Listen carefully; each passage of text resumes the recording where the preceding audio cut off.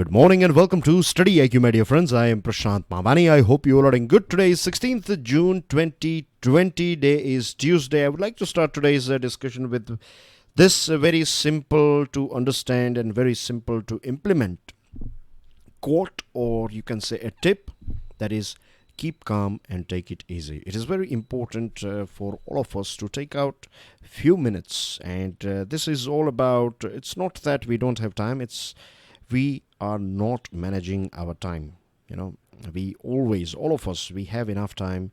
At least we can take out 2 minutes, right, from our busy schedule. So take out 2 minutes and take it easy.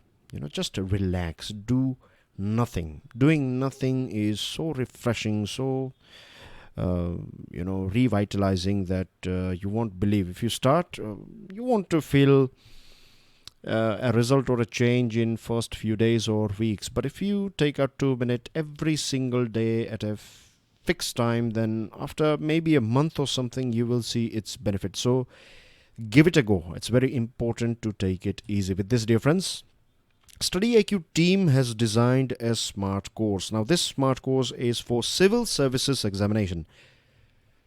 It covers your pre and mains examination, and to find out more about it, all you have to do is download our mobile application.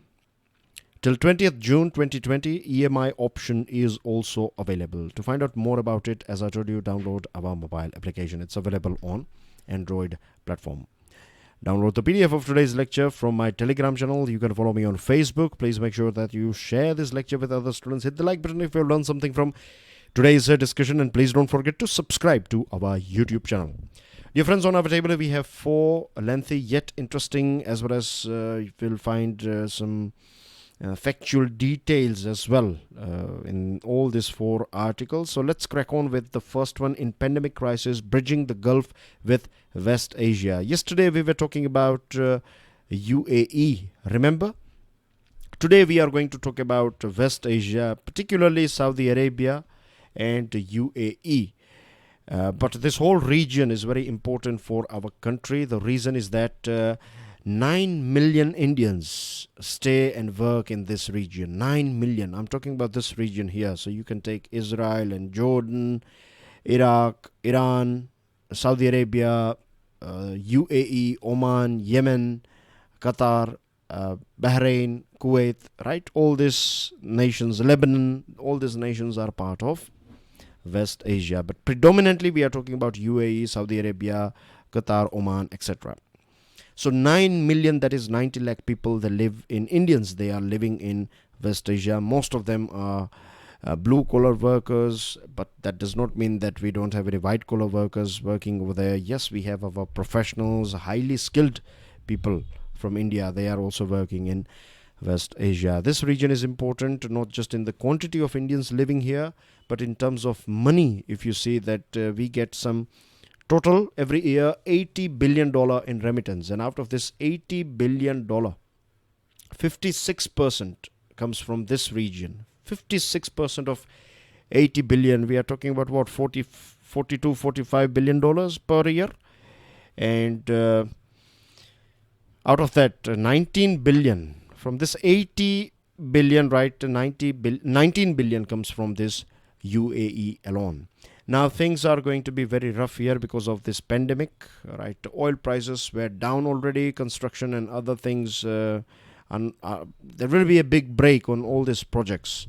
So people from this region, Indians from this region, they are going to come back to our country. So far they were there, and it has helped people who have stayed here, right? Because what happens is that when you have, let's say, let me give you a rough example, this will help you. Let's say if you have 100 blue collar worker in your village, out of this 100 blue collar worker, if 20 workers, if they go abroad, then that will create more space for this 80 workers who are going to stay here. So people who have left India for work, for various different, if they are living in different parts of the world, let's say West Asia, then they are not only just sending money, they are also creating a space for the people who are, or the laborers who are, or the blue collar workers who have stayed back home. So that's again a point of view that I want you guys to think from when you talk about, or when you when you think about this workers.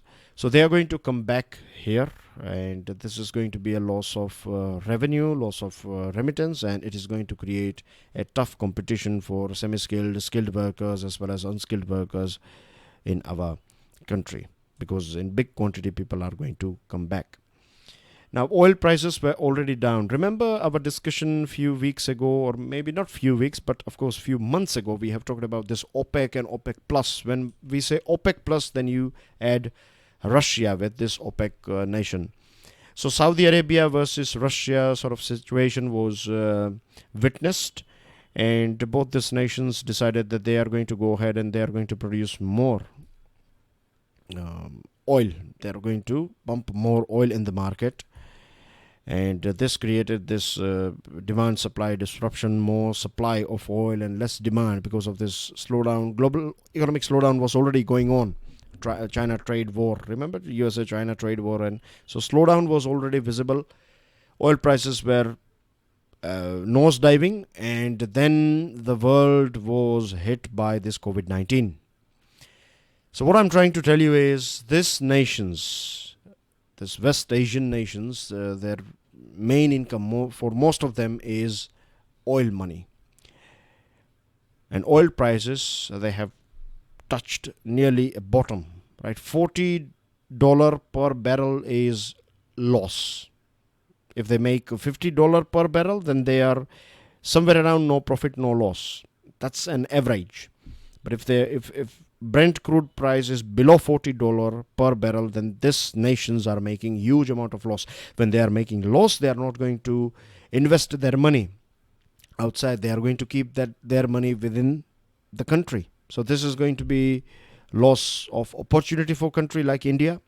A developing country like India would require more investment so that we can create more infrastructure, we can create more opportunities, we can create more jobs here. On your screen, you can see this is a sort of a 3D image of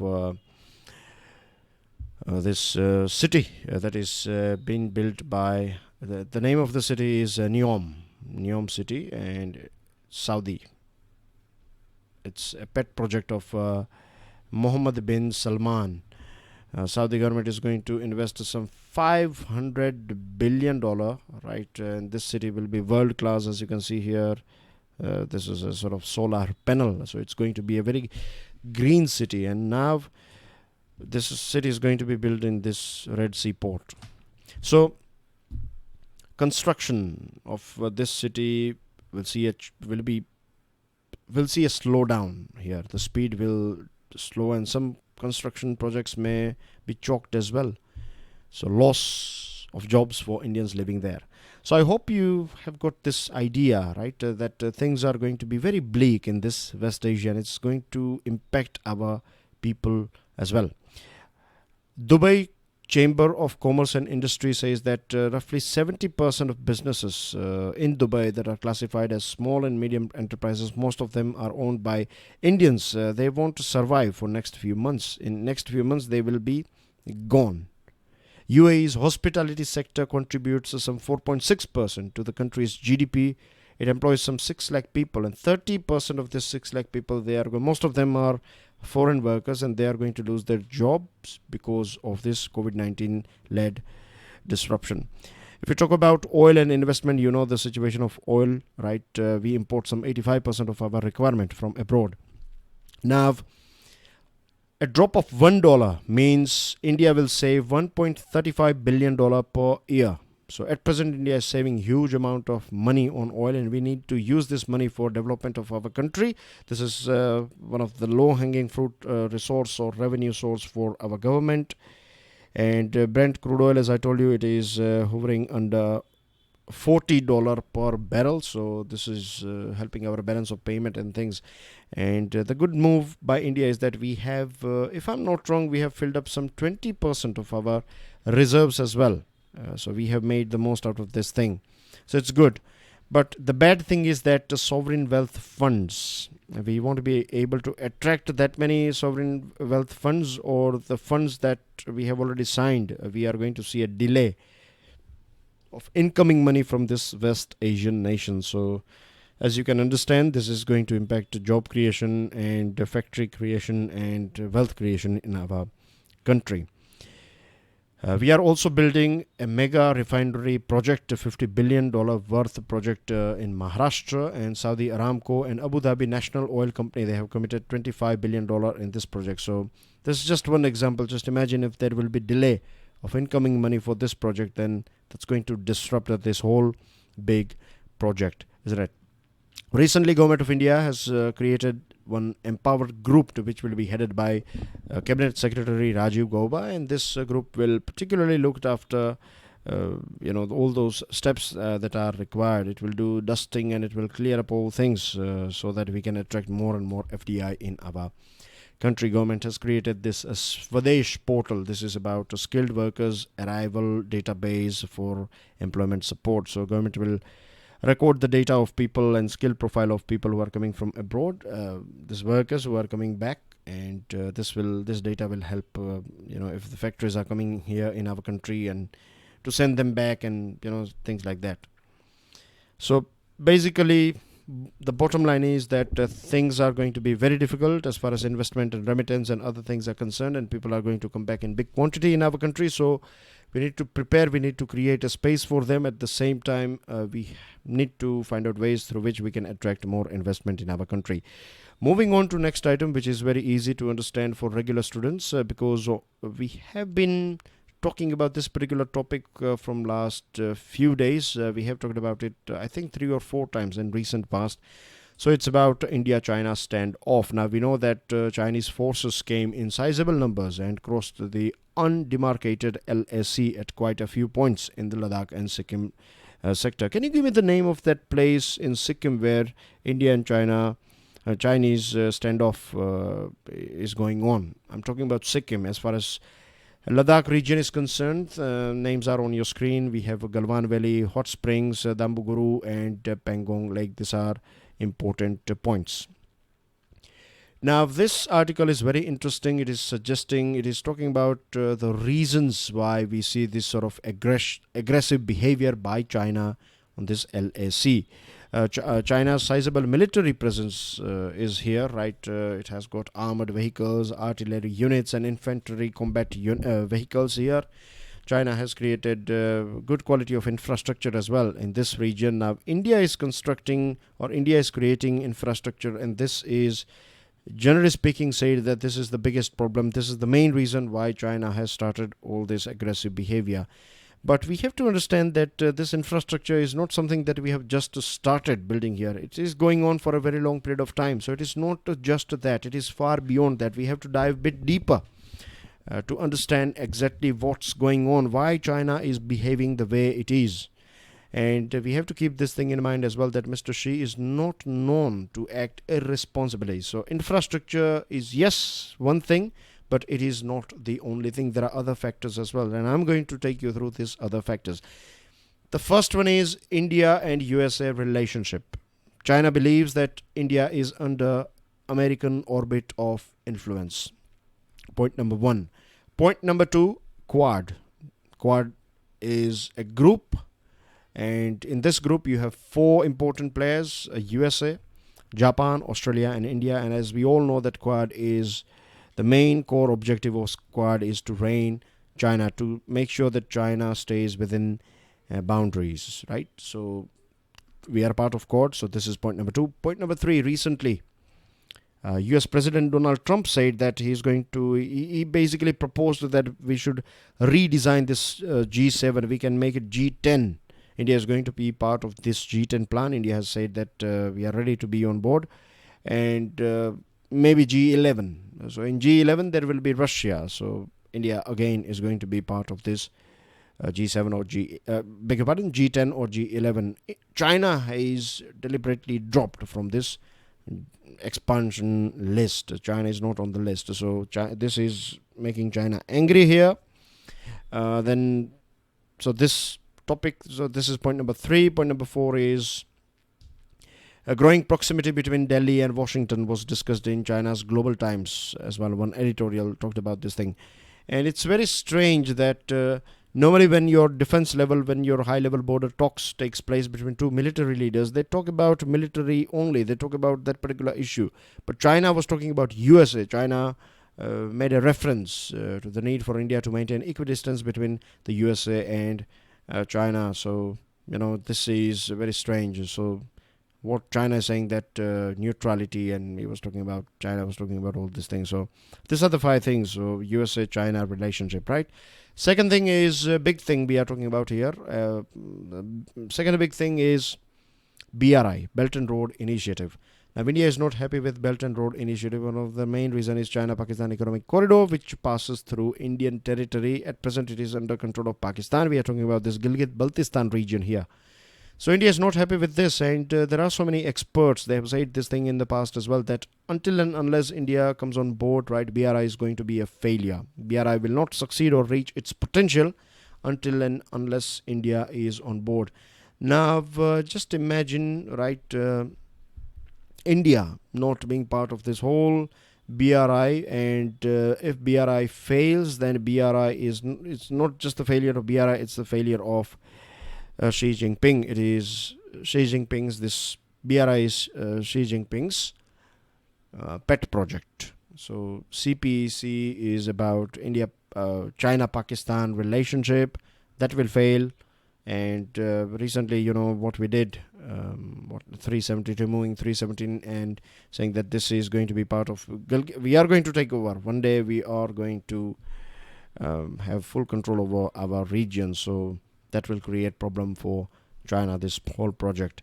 We have also restricted, or we have curbed and restricted, we have kept restricted, not thoroughly or completely restricted, but we have placed a magnifying glass, right, to make it to present it in simple language. We are going to scrutinize, we are going to analyze FDI coming from China.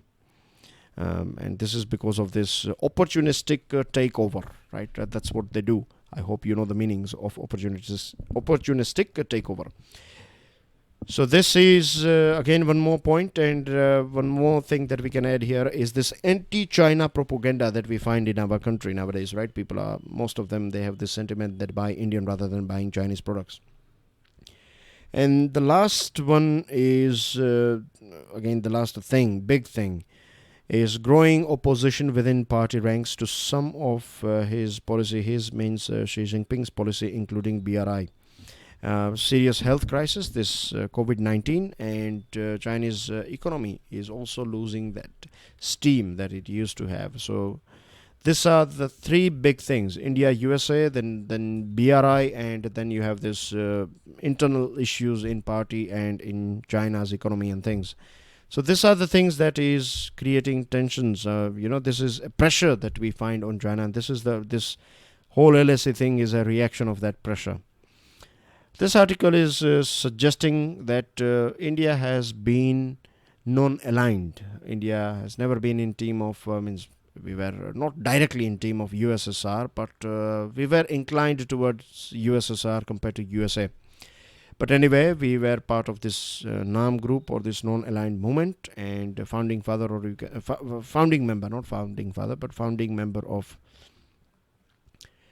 non-aligned movement. So India has always been non-aligned, and that's how we should be. We can maintain good relationship with China, we can maintain good relationship with USA, with Russia, and with other nations. So we should not engage negatively or in a state of war type of thing, or aggressively with any nation, that's a China, and rather we should try to build relationship. But that's what this article is suggesting. Moving on to helping the helpers. This one is about domestic workers. So domestic work is one of the biggest employers in India's large informal economy, especially in urban areas. It is one of the largest employers of, for women as well in our country. Now, unfortunately, we don't find any special economic package for domestic workers. There was a package for construction workers, package for other people, but no package for domestic workers.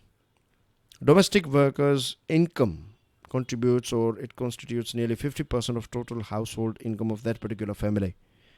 And what happened in March, they got their salary or wage for March, but no money, most of them. Like, this article is based on like 500 participants. So one telephonic survey was conducted by the writer of this particular article, and they did this survey. They asked a few questions, and they came to know that most of them, they got their salary or wages for the month of March 2020, but nothing for April and nothing for May. So their situation is quite vulnerable. On the eve of 25th March, the average holding of this household of rice and wheat was some 8 kilo.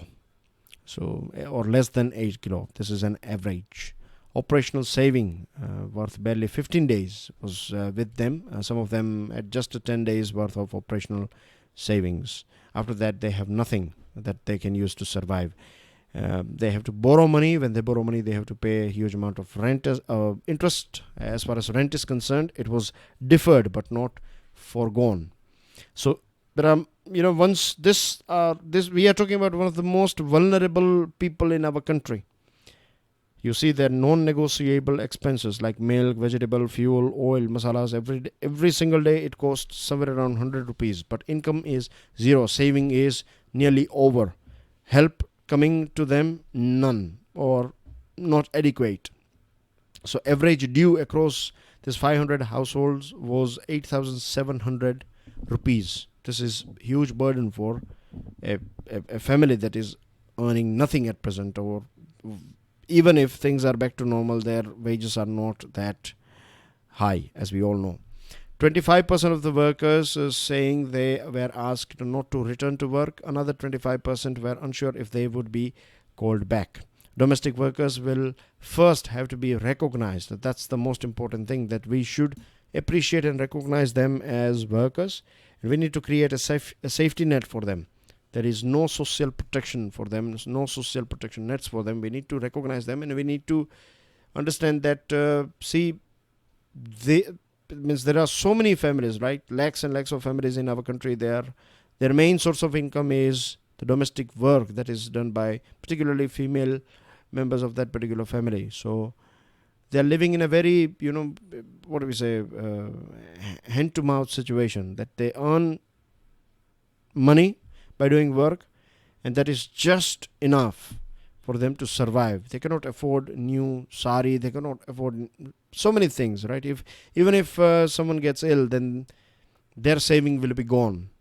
They're living in this situation, so this is not life, this is always like you are in survival mode. And if you see, there are so many issues. They cannot provide education, good quality education, medical facilities, and so many things to their loved ones. So we need to government should create safety net, social protection for these domestic workers. Moving on to the last article of the day, very interesting one. This one is about Uttar Pradesh. This one is about Singapore. Now, Uttar Pradesh Chief Minister Yogi Adityanath is determined to bring all migrant workers back to his state. He said that he will create opportunities within the state so that people of Uttar Pradesh, they don't have to go outside. It reminds us of LKY, that is Lee Kuan Yew. On your screen, the photo of this gentleman here is LKY. Unfortunately, he is no more, and I still remember the day when he passed away. Prime Minister Modi attended his event there to Singapore to pay homage and to attend his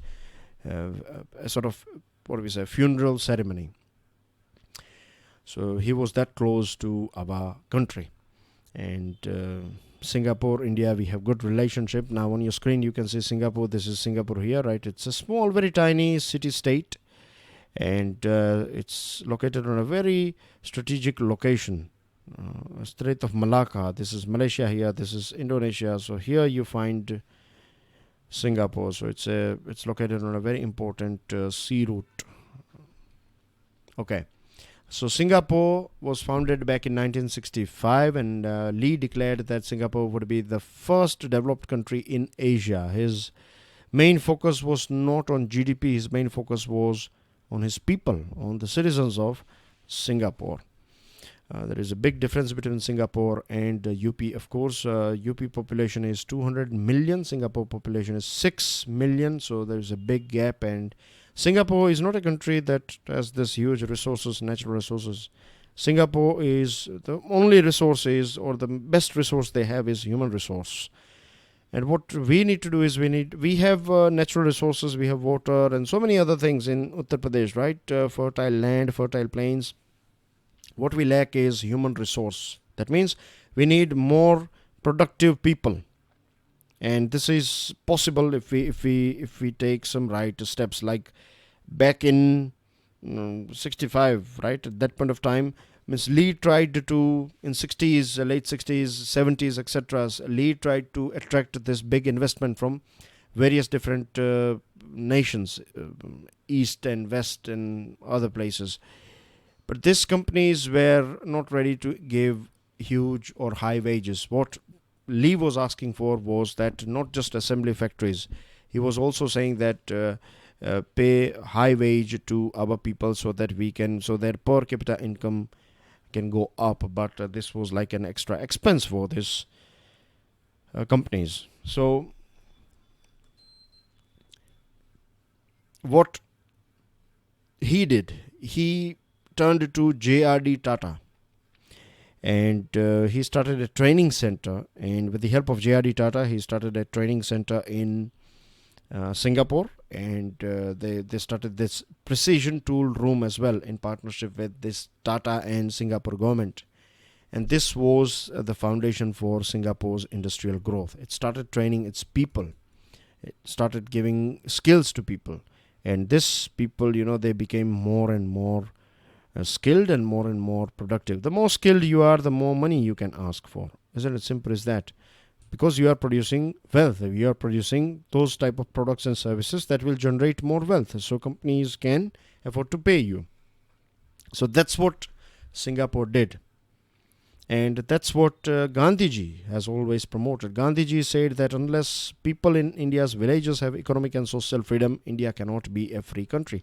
Our people have to migrate from village to city because they cannot find their potential, or they cannot find that particular work in their villages. So we need to bring those factories and all those things to villages. And factories, just the setting of factories over there will not help.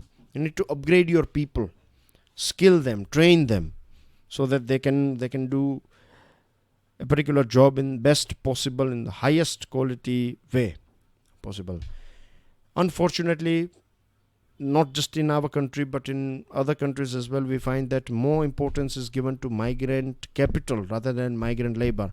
There are so many countries, developed countries, if you go there and if you apply for visa, they will reject your visa. If you are asking their permission or asking for visa for labor work, they will say we don't need you, we have enough labor. But if you say that I have 10 crores, 20 crores, I want to invest it in your country, they will throw a red carpet for you. So migrant capital is easy in today's world, but migrant labor, his life is not easy. His or her life is not easy. What we have done is we have turned our human beings to as a sort of fodder for GDP. We want to see big GDP numbers rather than big per capita income. So we need to follow what Gandhiji said. We need to follow what Lee Kuan Yew said, that it's not the size of the GDP but incomes of its citizen that matters. The life that they get, that should be at the core of everything we do. If we are trying to increase flow of FDI, then providing everything for cheap should not be our USP. This is something that I strongly believe. What we are doing, or what we have done so far, is that we'll say that to pay our labor, let's say 400 rupees per day, full day work, just pay 400, right? This is a big thing. This is like a very attractive thing for foreign companies, because they pay something around 400 per hour, and here you can pay for 10 hours. You pay 400, and that is very good here, isn't it? So this is wrong. What I think is we need to cut down cost in other places, other areas, like transportation. Our transport is rubbish, right? Trucks, right? They 40 on an average. Their speed is 30-40 kilometer per hour, average speed I'm talking about. So many accidents. They can carry limited load, right? It takes ages for them to reach one place to another. Compare our situation with countries like China. They are using waterways. They are saving money in transportation. They are saving money in land. They are saving money in setup and other things. So why not do a cost cutting in other places where we should do, rather than wages? Make it 600 rupees or 700 rupees per day, right? Let people who are working, right, let them get a high amount of wage. They are going to spend that money, remember. And you can cut down cost. How you can cut down cost? You have to create that infrastructure. You have to create that systems where other expenses are going to be as less as possible. So for a thing that you produce for 100 rupees, right, if your transportation cost is 10 rupees, then we have to think how we can make it 3 rupees or how we can make it 2 rupees rather than cutting down wages. So keeping people at the very center of everything that we do. News items, dear friends, we are nearly out of time today, so going to be very quick here. Today, Prime Minister is going to interact with 21 states and union territories. Tomorrow, he's going to interact with other 15 and union territories. Home Minister had an all-party meeting with various different political parties in Delhi.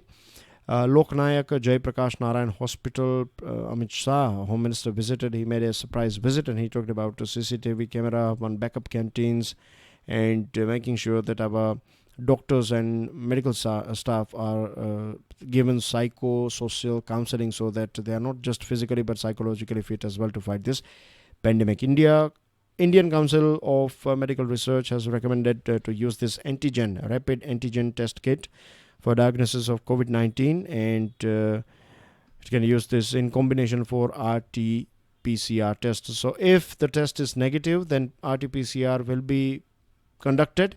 If the test is positive, then no RT-PCR is required. So just this rapid antigen test kit will be used when you have a positive test from this particular test, right?